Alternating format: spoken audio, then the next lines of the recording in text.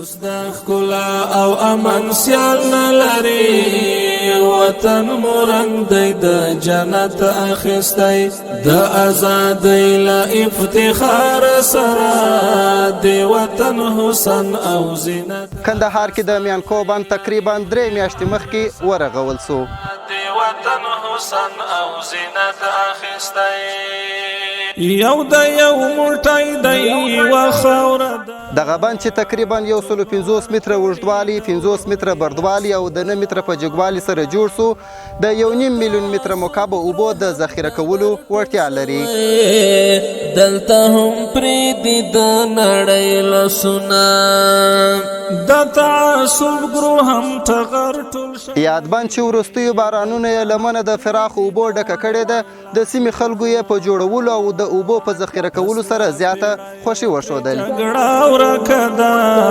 په خپل غېږ کې وحدت اخیستی وسله پیړیو ترې جګړه ورکه ده په خپل غېږ کې مخکې د دغه منطقې اوبه ډېرې کښته ولې سطحه یې ډېره کښته وه د دا اوبو چې هېڅ مثال به یې تقریبا پر 80 متره پر 100 متره وې اوس تقریبا دلته نږدې یو څاه دی دغه څاه اوبه کړي دي د دې څاه څخه خپله دا اوبه راپورته کېږي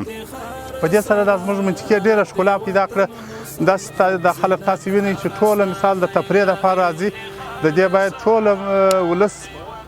او د دې هرې ناحیې خلک چې راځي دلته باید د دې چاپېریال ساتنه وکړي او موږ د ښاروالۍ څخه ډېر خوشحاله یو خدای خوشحاله یو چې دغه خدمت چې موږ ته وکړي دغه اوبه یې راوګرځولې موږ په خوشحاله یو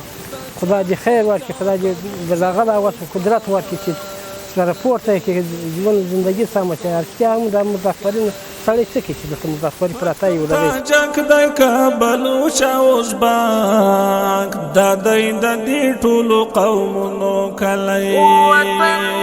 اوس خپل بچي هم واکمني پرې کوي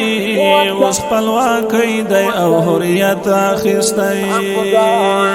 اوس خپل بچي هم واکمني پرې کوي اوس خپلواکۍ دی او